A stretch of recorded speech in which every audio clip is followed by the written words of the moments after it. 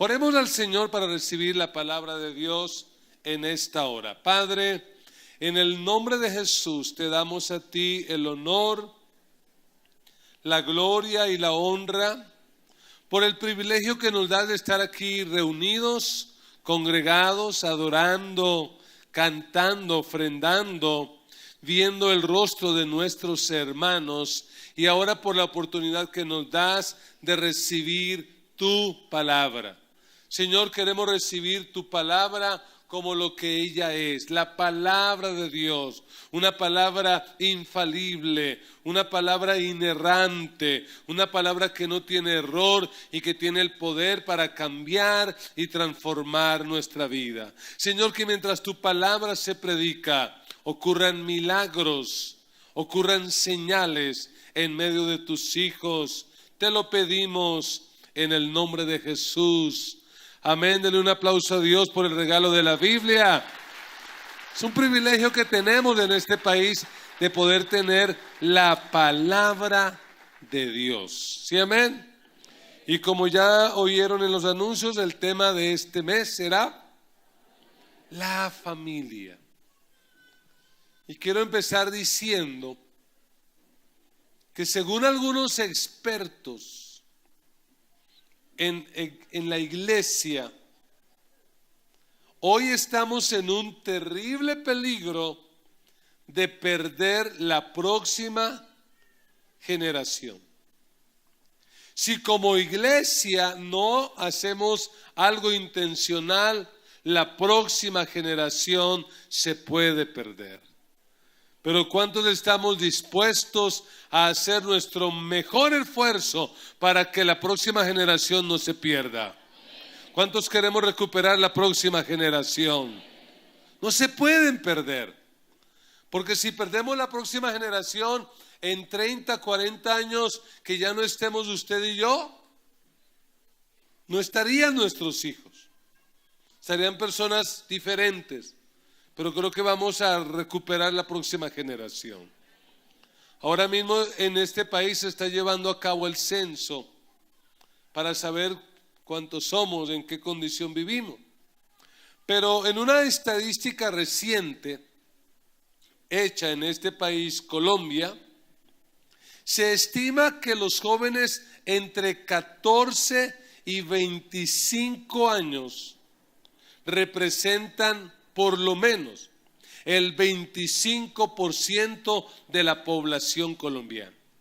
Es decir, que poco más de 12 millones de colombianos están entre las edades de 14 a 25 años.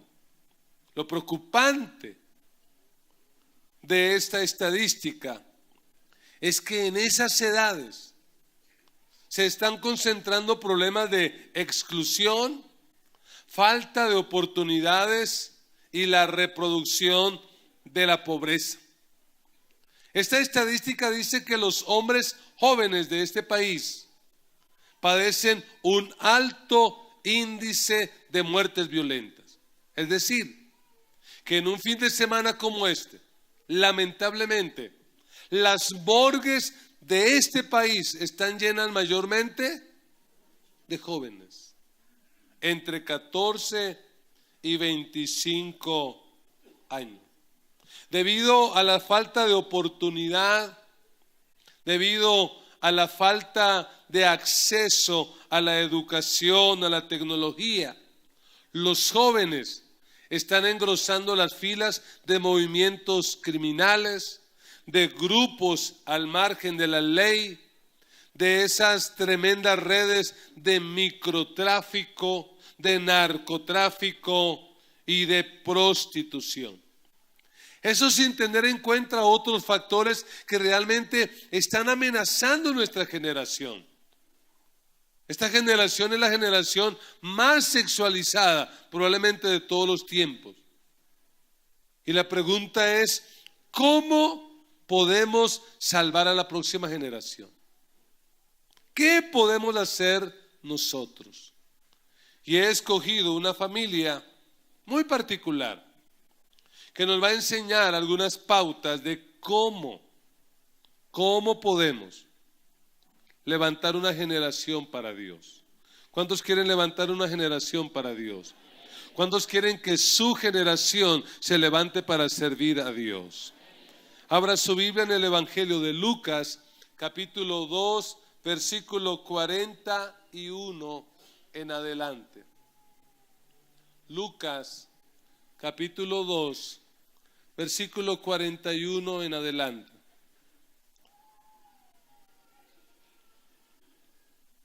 Dice así la palabra del Señor. Iban sus padres todos los años a Jerusalén en la fiesta de la Pascua. Y cuando tuvo 12 años, subieron a Jerusalén conforme a la costumbre de la fiesta.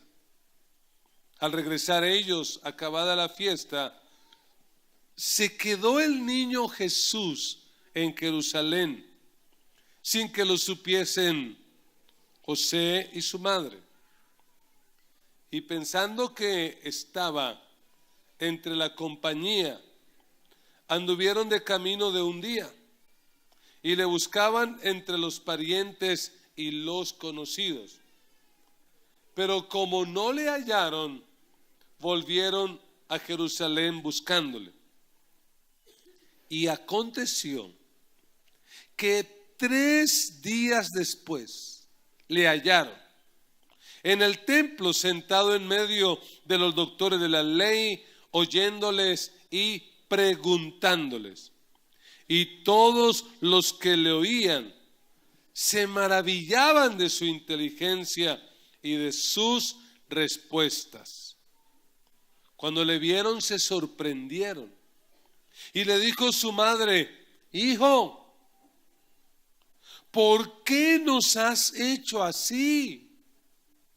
He aquí tu padre y yo te hemos buscado con angustia. Entonces él les dijo: ¿por qué me buscabais? ¿No sabíais que en los negocios de mi padre me es necesario estar? Mas ellos no entendieron las palabras que les habló. Y descendió con ellos y volvió a Nazaret. Y estaba sujeto a ellos, y su madre guardaba todas estas cosas en su corazón. Lea conmigo el 52. Y Jesús crecía en sabiduría y en estatura y en gracia para con Dios y para con los hombres. Amén. Anime a alguien y dígale: podemos salvar la próxima generación. ¿Cuántos creen que podemos salvar la próxima generación? ¿Cuántos vamos a salvar la próxima generación? A la luz de este texto vamos a considerar algunos principios que nos van a ayudar a entender cómo salvar la próxima generación. Y he elegido una familia muy particular. ¿Cuál familia hemos escogido? La familia de Jesús. Que debido a veces a nuestro trasfondo latinoamericano, católico, romano, ¿cuál es el concepto que uno tiene de la familia de Jesús? Que es una familia sagrada, así la llamamos, ¿cierto? La Sagrada Familia. Y algunos, cuando tienen alguna impresión, algún impacto, muy de manera espontánea, dicen: ¡ay! Jesús, María y José. Como mostrando que es una familia casi que perfecta. Y algunos erróneamente, por desconocer la palabra, creen que es una familia que nunca tuvo problemas, dificultades. Pero lo que uno puede percibir por la palabra es que esta familia era una familia normal, como la suya y como la mía. ¿Sí ve que nos cuesta trabajo decir amén? Porque decimos: seguro, pastor, como la mía. Usted no conoce mi familia. Voy a darles otra oportunidad. La familia de Jesús era una familia normal como la suya o como la mía. Era una familia normal, común y corriente. De hecho, tendríamos que dar algunos detalles para entenderlo mejor.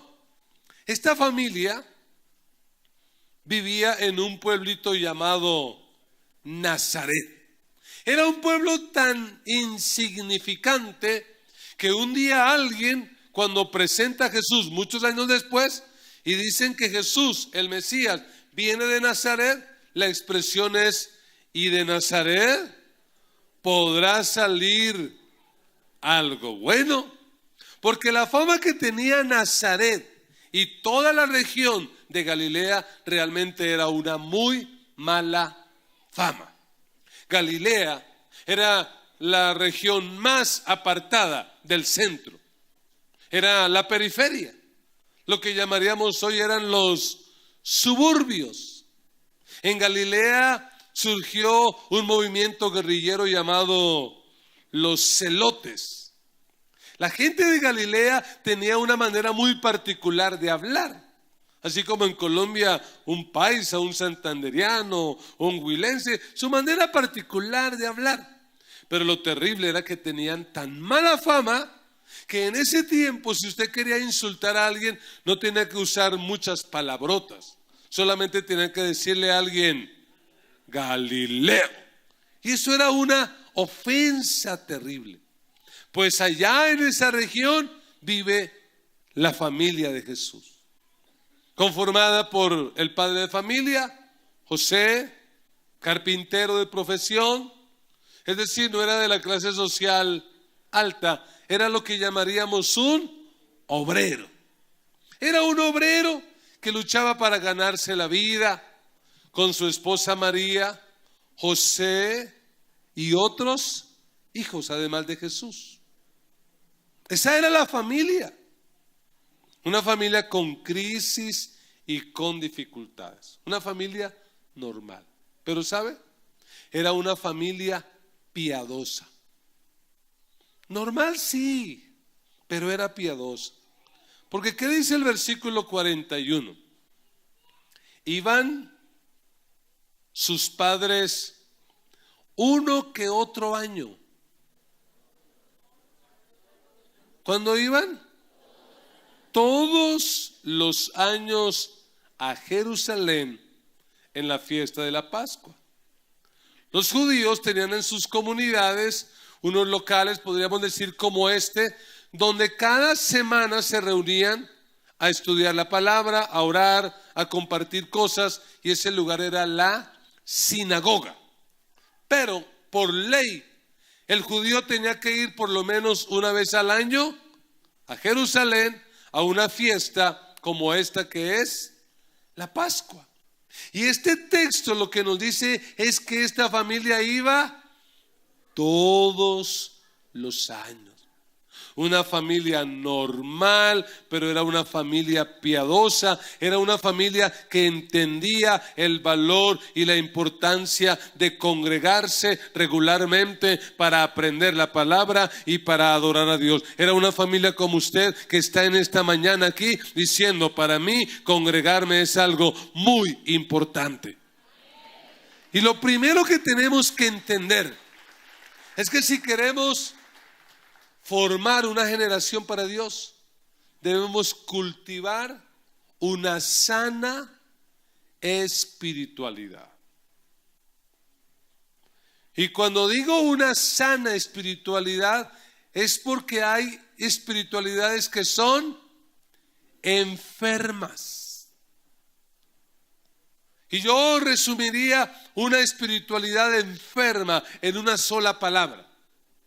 Y esa palabra es hipocresía. Si hubo algo que a Jesús le molestó durante su ministerio, era la hipocresía.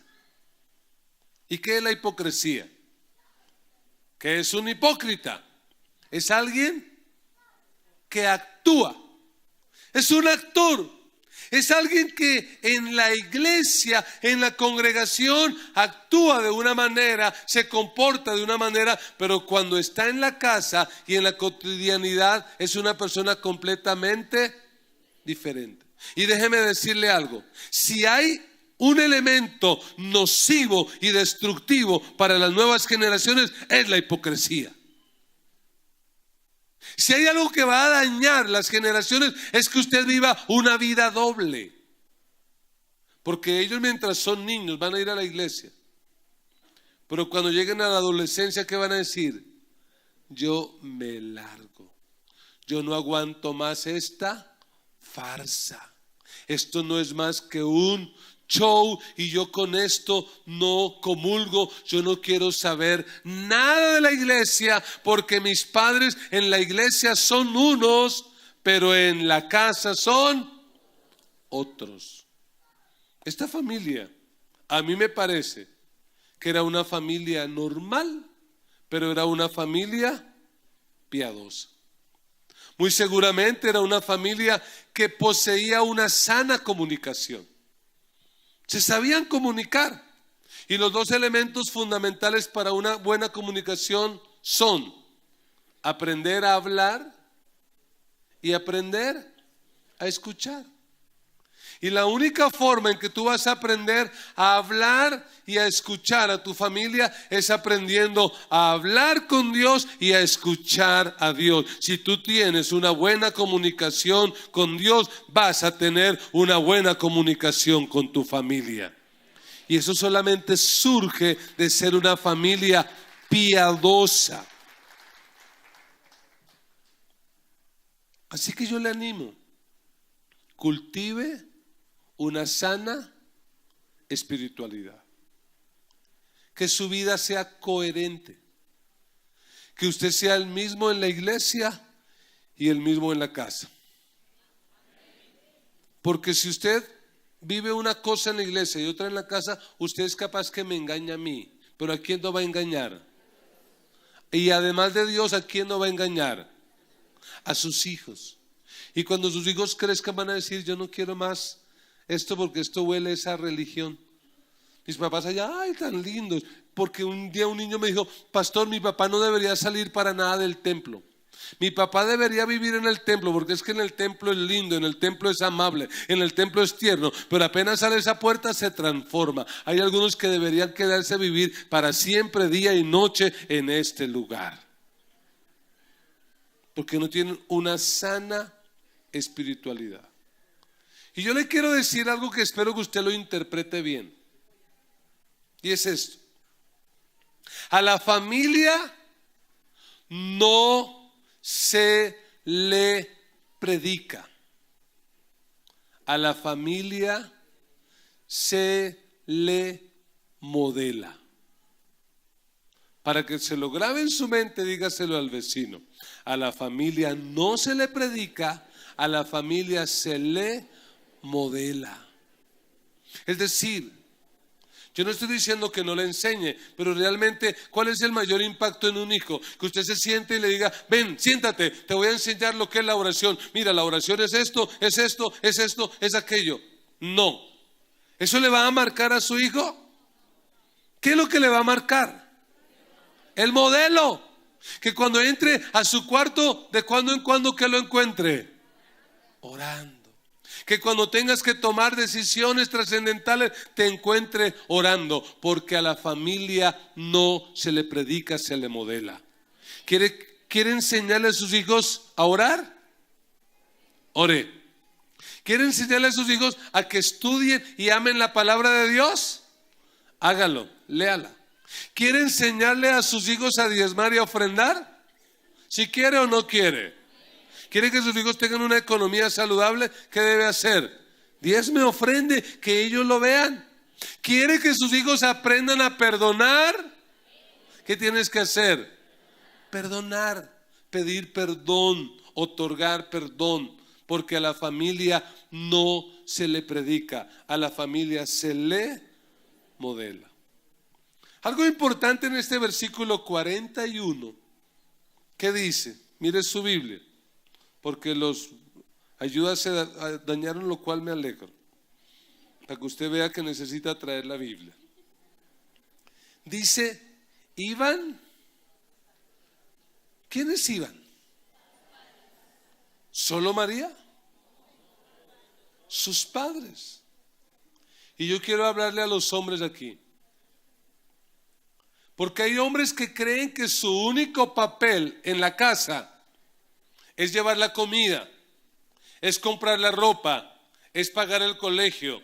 Esas cosas sí son importantes, pero lo más importante y la prioridad de cada hombre es ser el pastor, el sacerdote, el líder espiritual de la casa. La espiritualidad sí es cosa de hombres. Y si hay hogares en crisis, es porque el varón no ha tomado el rol de la espiritualidad. Hay algunos que hasta el culto vienen, pero que dicen, no, lo de la oración, eso es mi mujer. Mi mujer es la que le enseña a los niños la Biblia. Mi mujer es la de eso. Mi mujer es la que diezma. Dios bendiga a las mujeres. Dios las bendiga mucho. Pero yo quiero llamar a los varones para que se levanten y ocupen el rol que Dios les otorgó. El rol de líder. El rol de cabeza. Ser la autoridad. El problema es que estamos carentes de modelos. Y para muchos el modelo de hombría es Brad Pitt. Para muchos el modelo de hombría es Jean-Claude Van Damme. Pues déjeme decirle que el modelo de hombría para nosotros se llama Jesucristo, el que derrotó y venció la muerte, el pecado y a Satanás. Cristo es nuestro modelo de hombría. Y quisiera hacerle una pregunta en este punto. Piénsela bien. ¿Le gustaría que sus hijos fueran como usted?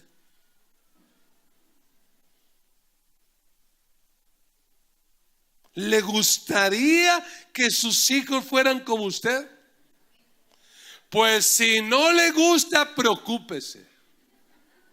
Porque sus hijos, debido al modelaje, van a terminar siendo como usted. Porque a menos que la obra del Espíritu Santo obre en nosotros, ¿qué van a terminar haciendo los hijos? Es lo que algunos en su conocimiento, no llamemos ignorancia, en su conocimiento llaman pecados generacionales. ¿Y qué es? Que el hijo repite lo que hizo el papá y el papá. Esos no son pecados generacionales, sencillamente son las conductas que se están aprendiendo y repitiendo. Perdón, sí son pecados, pero no son lo que llaman algunos maldiciones generacionales, sino que se va repitiendo esa conducta. Como nuestros hijos van a ser como nosotros, nos toca algo tremendo. Nos toca esforzarnos para ser cada día más como Cristo. Ser como Cristo para que nuestros hijos realmente se animen a imitarnos y no pierdan su vida. Necesitamos una sana espiritualidad. Y eso demanda no ser hipócrita. Eso demanda ser sincero. Ser lo que somos. Cuando uno piensa en una familia como la de Jesús, uno piensa que es una familia perfecta. Sin embargo, en el texto que leímos vimos que ocurrió un problema. Y no cualquier problema. Un tremendo problema. ¿Y cuál fue el problema? Que Jesús se perdió. ¿A cuántos aquí alguna vez, así haya sido por una hora, media hora, se le ha perdido un hijo? Levanten la mano. Y yo pregunto, ¿qué se siente? ¿Qué se siente? A nosotros se nos perdió nuestro hijo como 2 horas. Y eso fue terrible, un niño pequeñito de 2 años y medio por las calles de Patio Bonito, mi esposa desesperada, preocupada, y yo con mi comprensión le dije, ¿qué pasó? Porque no estuvo pendiente, ¿no? Y desesperado, y uno va por la calle, y uno ¿qué piensa? ¿Lo mejor o lo peor? Uno piensa lo peor. Se perdió. Y aquí Jesús se perdió. La pregunta es, ¿dónde se perdió? ¿Qué? ¿En dónde se perdió? O sea que los jóvenes se pueden perder en el templo. Sí, ahí está el relato bíblico. ¿Dónde se perdió Jesús? En el templo. Oiga, que a uno le dijeran, y Jesús se perdió en la taberna. Uno que dice, Jesús ya se sabía. Jesús se perdió en el billar. Oh, sabía que, pues claro, allá con... No, Jesús se perdió en el parque allá donde venden drogas. Pues es que uno le advirtió. Oiga, pero Jesús se perdió ¿dónde? En el templo. Nada más preocupante para nosotros como iglesia que el saber que nuestros hijos se pueden perder. ¿En dónde? Por eso yo le doy gracias a Dios por Anclados, porque Anclados es un esfuerzo de la iglesia para que nuestros hijos no se pierdan en el templo, no se tienen por qué perder. Pero Jesús se perdió en el templo. ¿A qué edad? ¿Cómo se llama esa edad? La adolescencia. Hagamos un poco de actualización del mensaje. ¿Dónde, a qué edad mejor se están perdiendo los seres humanos hoy en día? En la adolescencia es donde lamentablemente muchos jóvenes prueban por primera vez la droga. En la adolescencia es el tiempo en el cual muchos jóvenes tienen contacto con pornografía. En la adolescencia es donde muchos jóvenes, debido a tantos vacíos, entran en el mundo de la delincuencia, entran en el mundo de las pandillas. Es en la adolescencia. Jesús se pierde aquí en el templo. Y tratemos de usar nuestra imaginación, porque ya leímos el texto. ¿Cuánto tiempo dice que ellos caminaron sin darse cuenta que su hijo se había quedado? Un día. ¿Usted se imagina a ellos caminando? Hola, ¿y dónde estará Jesús? No, eso debe estar allá con los Tamayo. Debe estar allá con los Dueñas. Malo con los Rodríguez, tranquilo, vamos. Y me empezaron a preguntar, disculpe, ¿usted ha visto a...? No, yo no lo he visto. Disculpe, ¿ha visto a Jesús? No, ¿qué pasó? Y aunque el texto no lo dice, pero ¿qué cree que empezó a surgir en medio de esa relación matrimonial? María, usted tiene que estar en la jugada. Y me imagino María diciendo, claro, como no tenemos más niños, mire cuántos tenemos ya. Porque María tuvo más hijos y eso no le quitó para nada ni la virtud ni la santidad. Y me imagino a María diciendo, claro, ¿y usted por qué no está pendiente de él?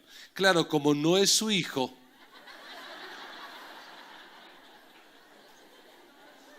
Pero de los demás sí está atento, pero de él como no es su hijo, pues no está tan pendiente. Y me imagino el conflicto, pero María, es que usted con ese cuento que me salió, pues eso ha sido difícil digerirlo. Estamos ahí luchando, pues sí, el Hijo de Dios.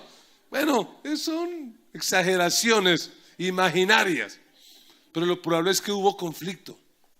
Pero después de todo, ¿qué dijeron? No, pues vamos a buscarlo. Y empezaron a buscarlo. ¿Cómo habrá sido la búsqueda? Use su imaginación. Cuando pasa el primer día y no lo encuentran, ¿en qué creen que empezaron a pensar ellos? Cuando a uno se le pierde un hijo, ¿uno en qué piensa?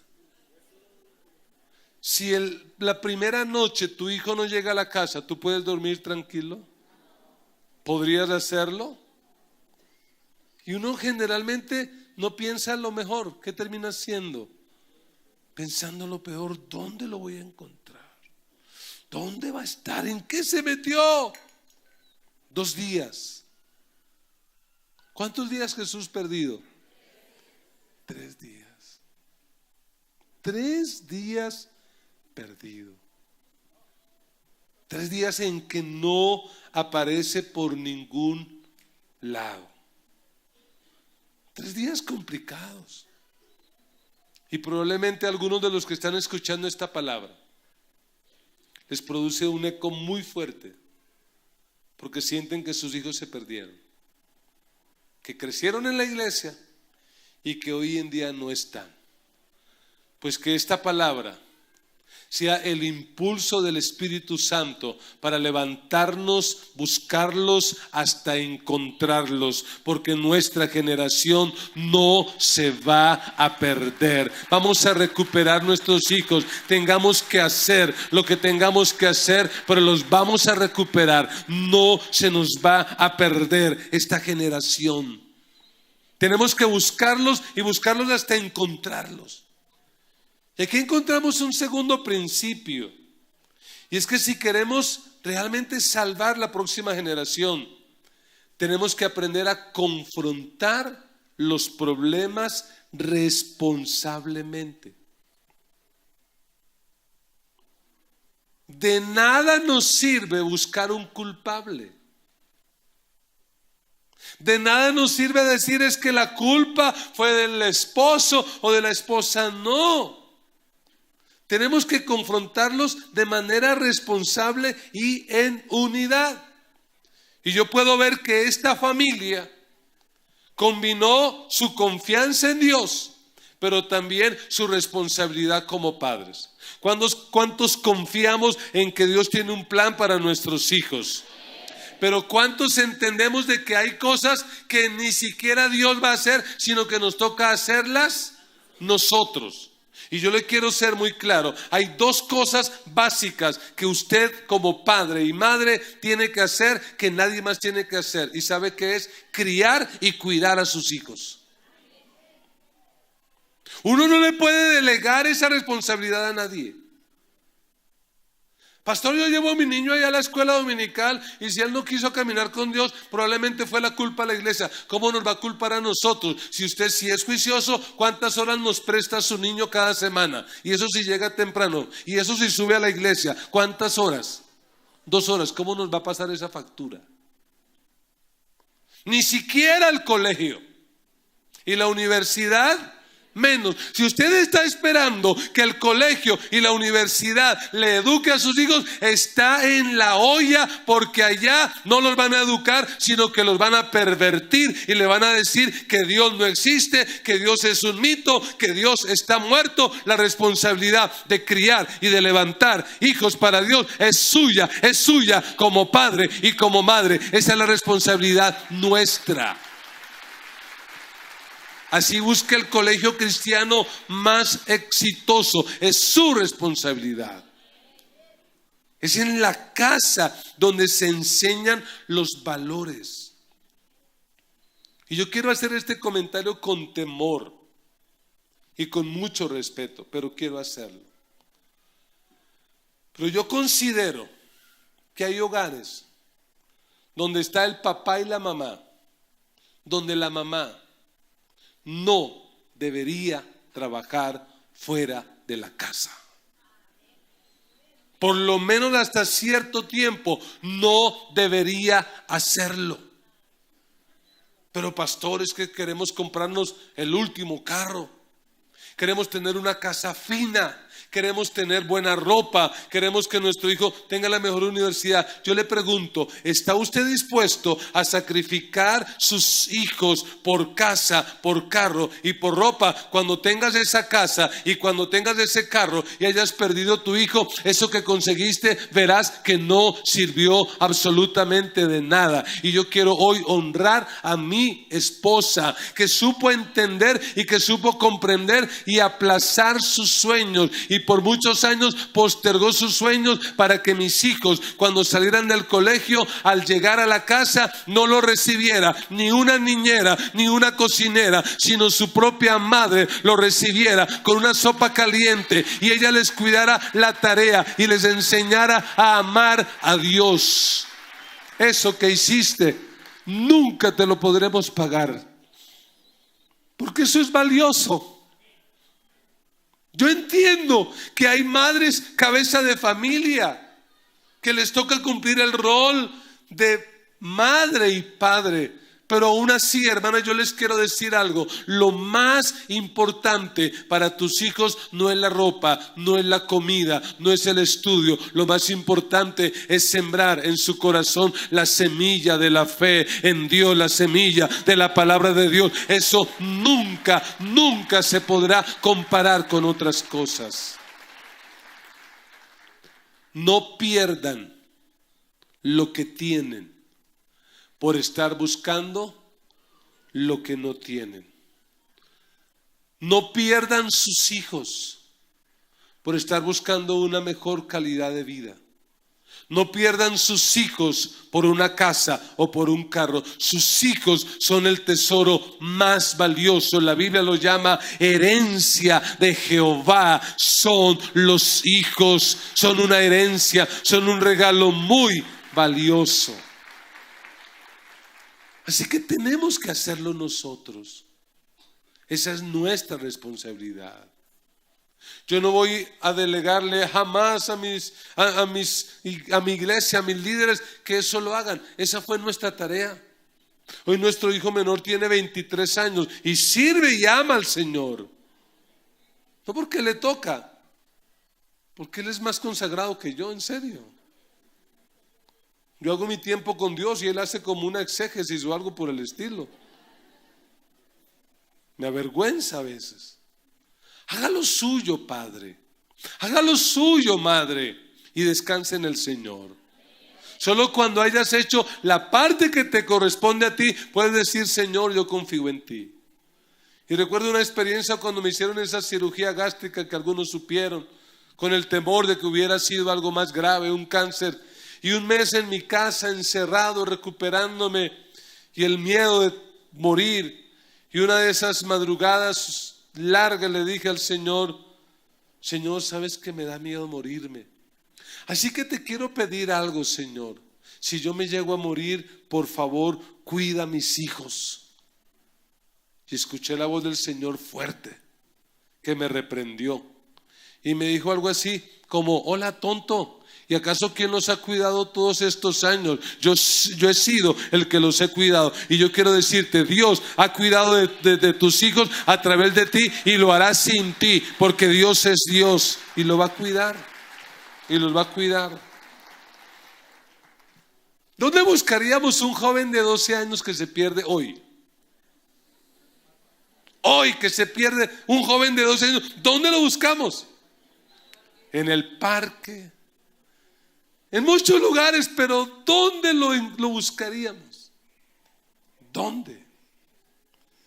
Estos padres tomaron una buena decisión. Y es que cuando se dieron cuenta de que su hijo se había perdido, ¿qué hicieron? ¿Siguieron caminando?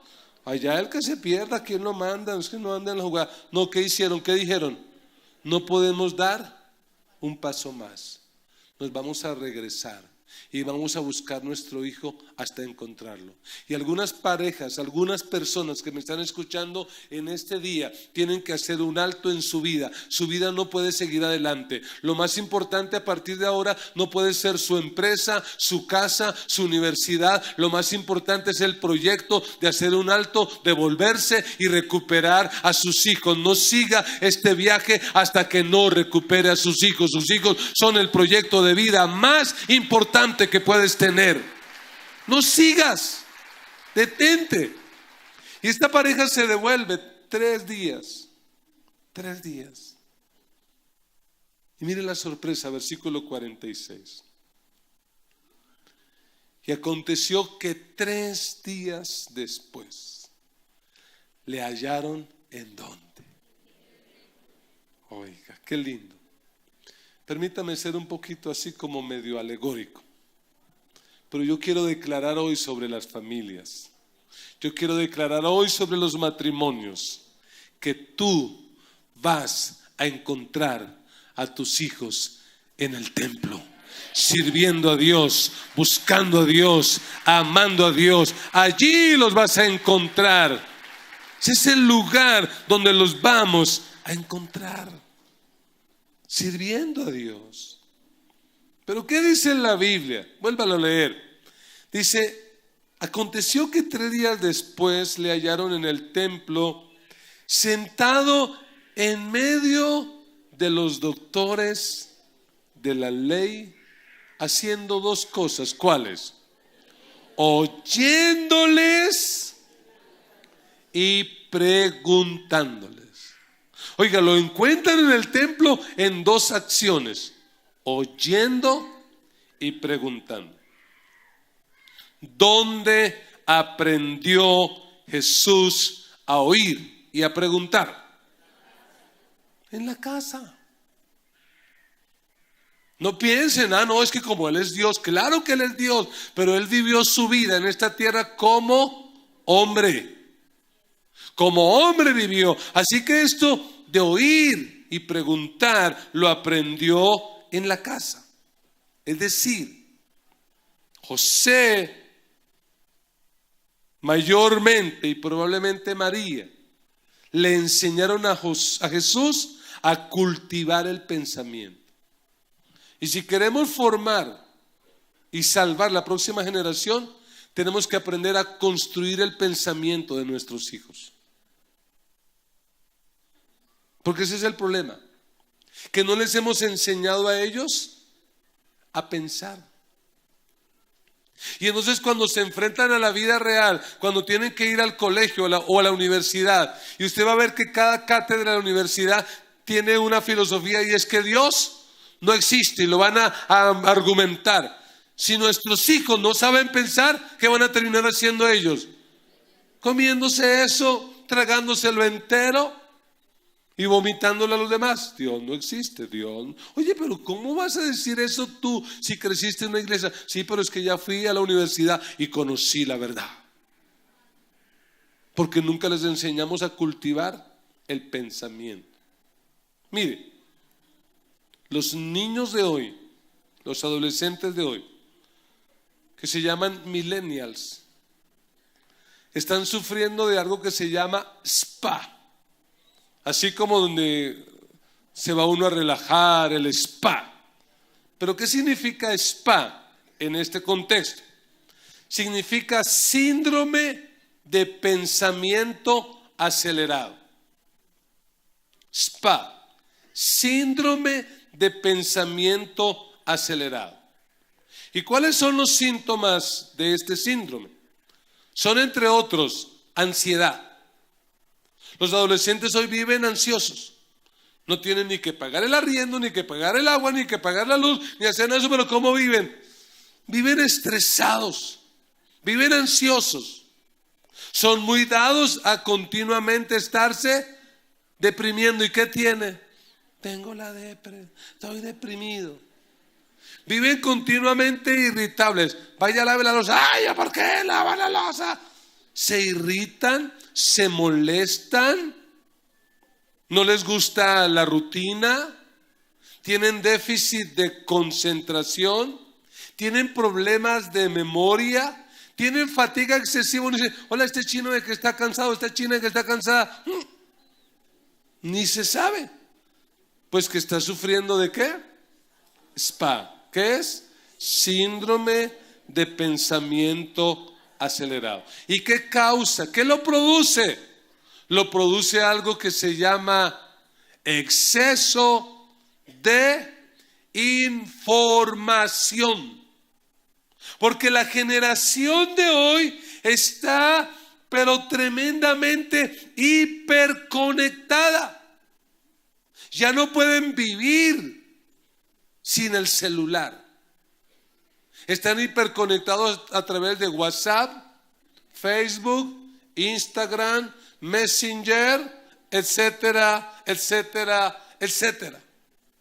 Dicen los expertos que los jóvenes de hoy reciben más información que un emperador romano en su tiempo.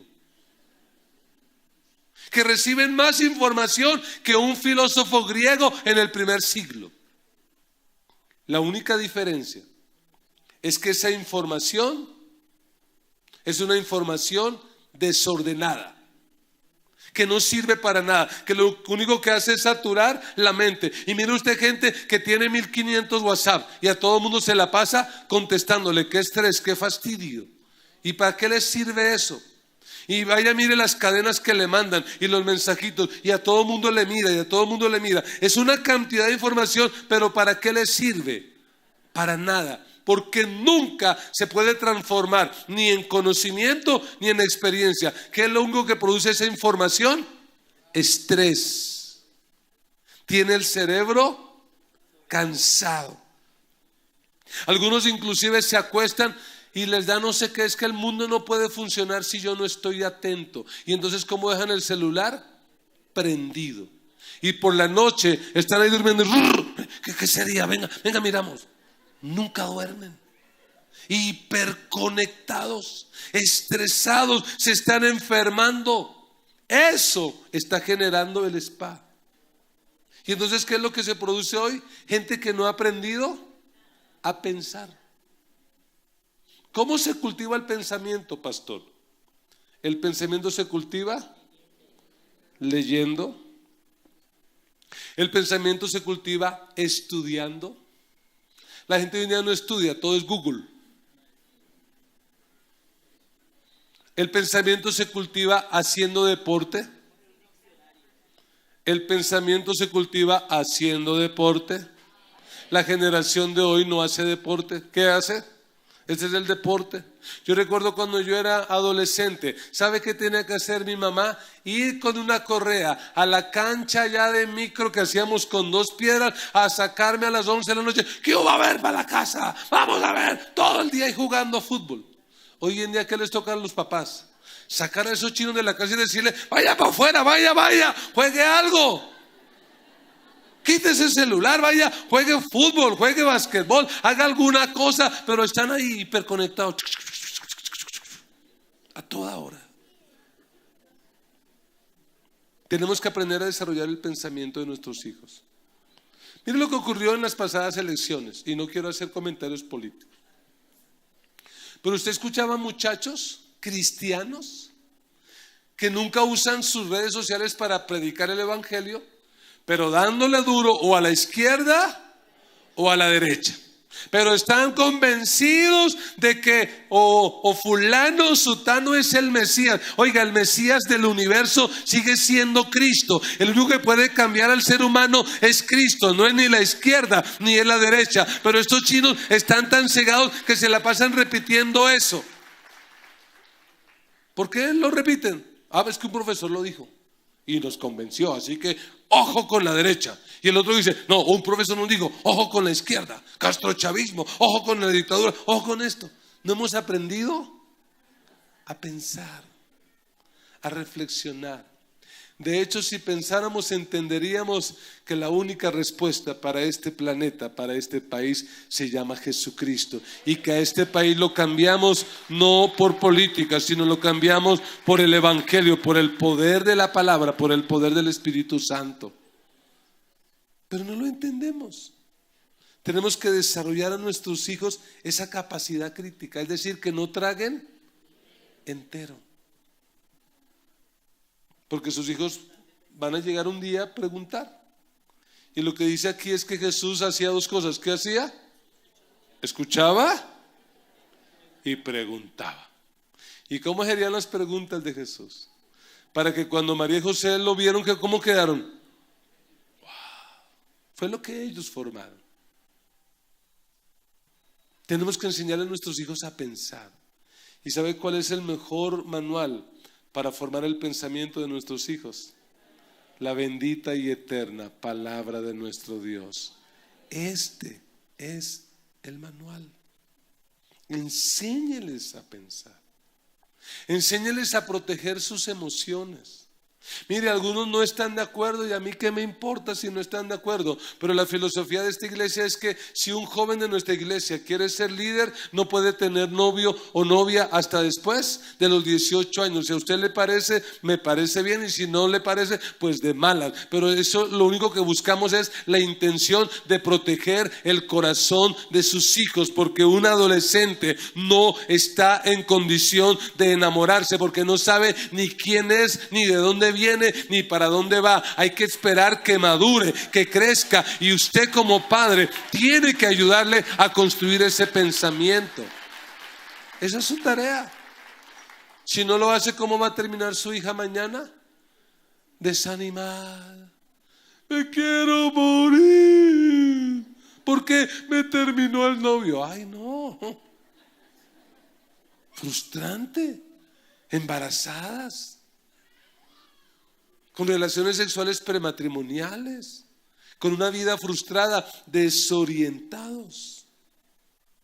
Necesitamos enseñarle a nuestros hijos a pensar, a decidir. Un día nuestro hijo nos dijo: me quiero hacer un tatuaje. ¿Puedo o no puedo? Puedes, claro, puedes. Pero quiero que me escuches. Y le argumenté, lo llevé a pensar: mira, puedes hacerlo. ¿Qué pasó? ¿Te lo hiciste? No. ¿Por qué? Porque ya lo pensé mejor. Y no estoy diciendo que eso sea pecado, no, estoy hablando de algo personal. Nuestra hija mayor un día nos dijo: Paola, yo quisiera ir a una taberna. ¿Puedo o no puedo?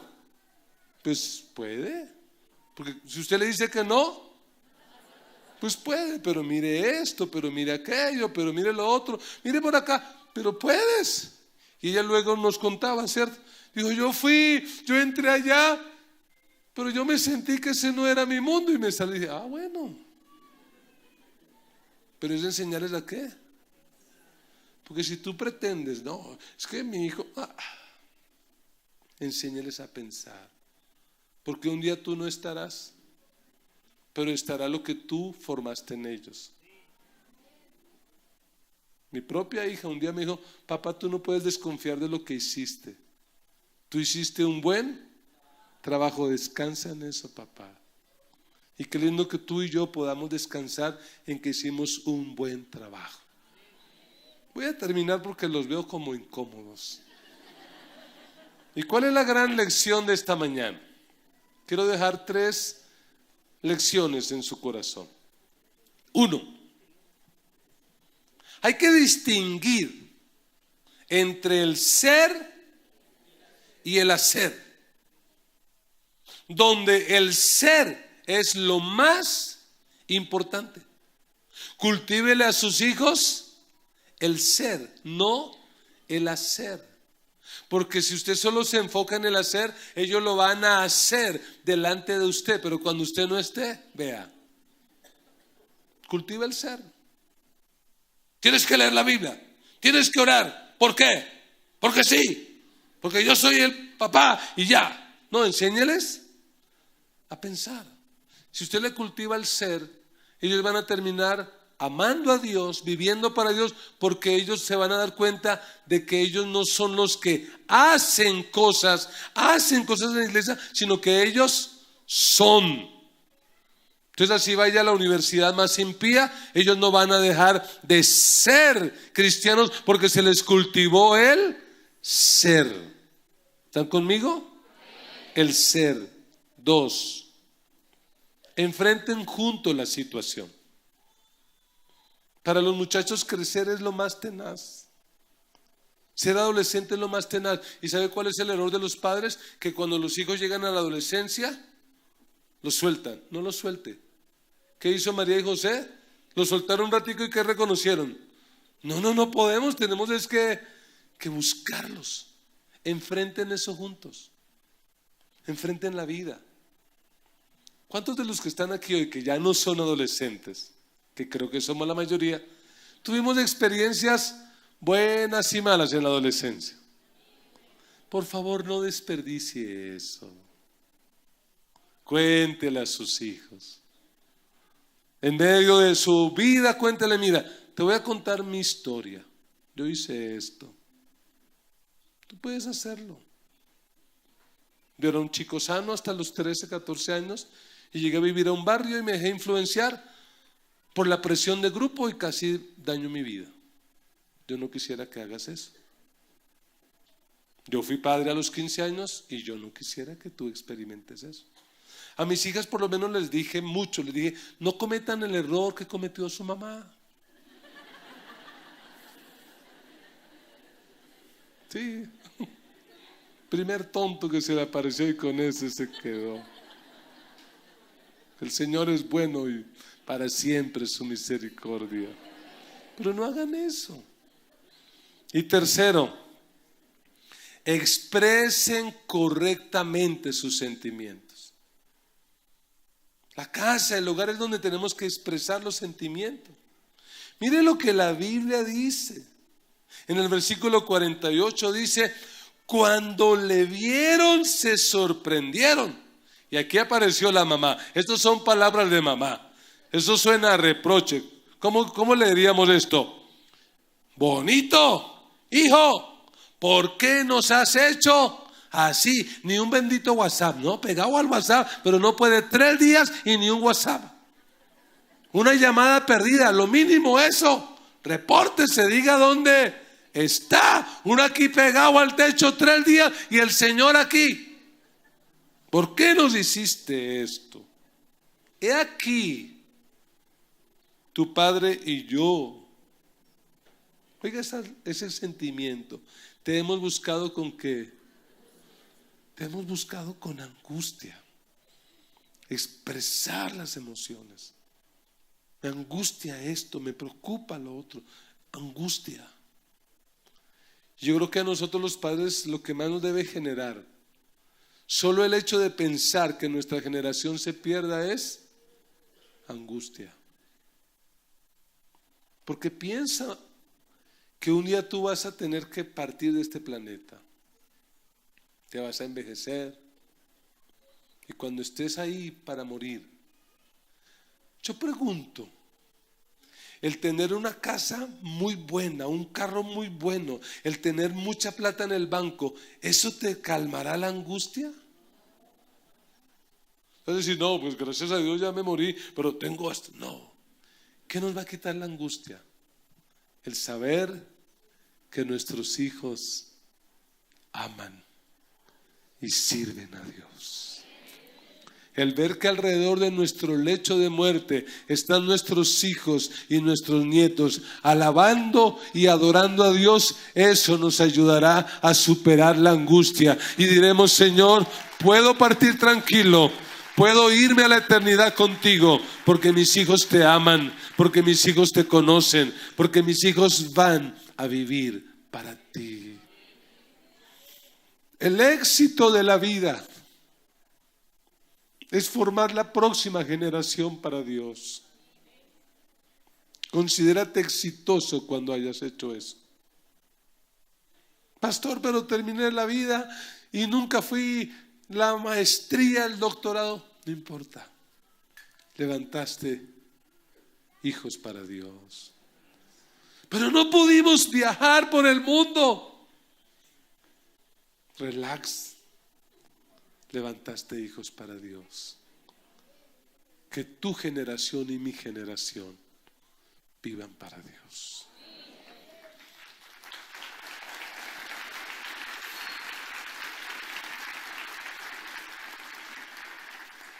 Colóquese de pie y vamos a hablar con Dios.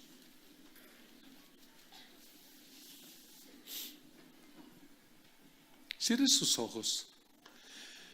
Y por un minuto en silencio piense en cuál es la realidad de su casa hoy. ¿Cuál es la realidad de su familia hoy? ¿Cuál es la realidad de sus hijos hoy? ¿Cuál es su realidad en este día? Probablemente algunos aquí han perdido sus hijos.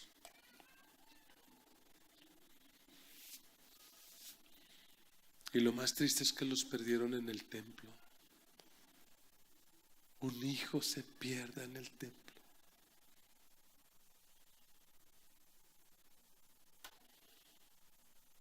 ¿Qué vamos a hacer por esta nueva generación? ¿Qué vamos a hacer por nuestros hijos?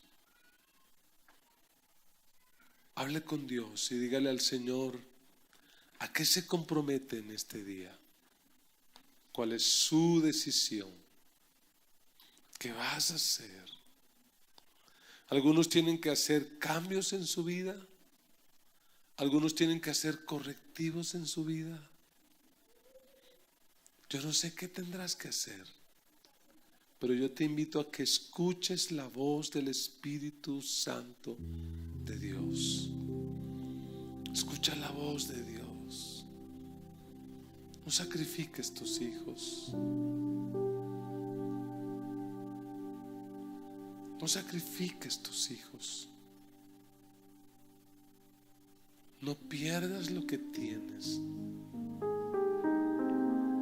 por estar buscando lo que no tienes.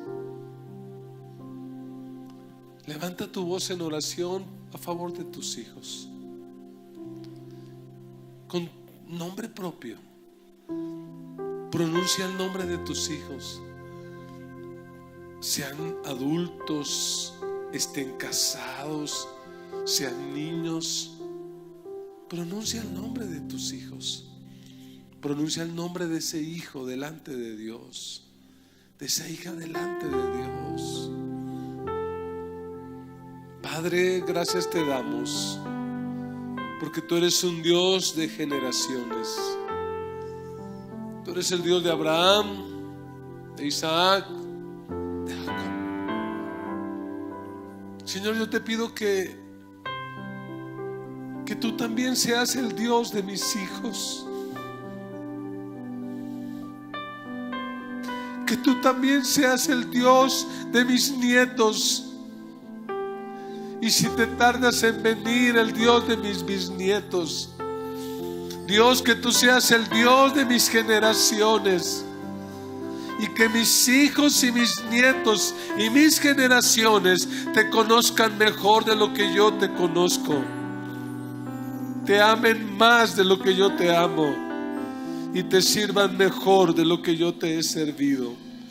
Señor, por favor, bendice mis generaciones.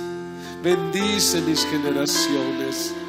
Ayúdanos, oh Dios, a enfrentar la vida sabiendo que somos imperfectos, que somos una familia normal, pero que podemos ser piadosos y que podemos tener una sana espiritualidad, Señor. Señor, por favor, libéranos de la hipocresía, libéranos de las máscaras, libéranos, Señor, de querer aparentar afuera lo que no somos aquí.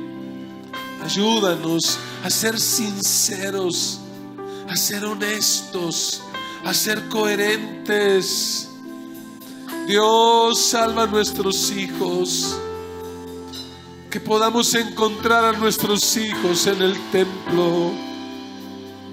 Que podamos encontrar a nuestros hijos sirviéndote, viviendo para ti, siendo profesionales allí en la sociedad, en la vida, pero siendo sal y siendo luz, siendo hijos tuyos. Vamos por un minuto más, ore por sus hijos.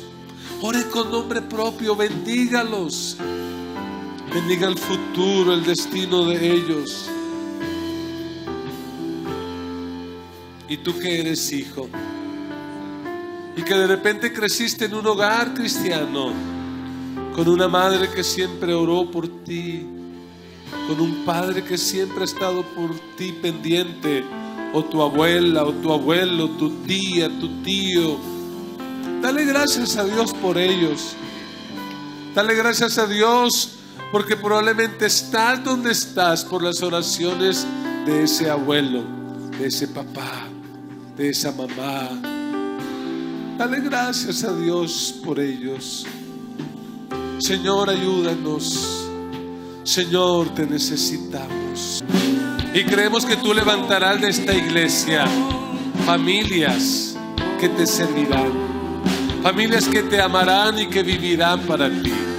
Señor, yo creo que mis hermanos que han perdido sus hijos en este año los recuperarán, Señor, y los verán sirviendo al propósito tuyo.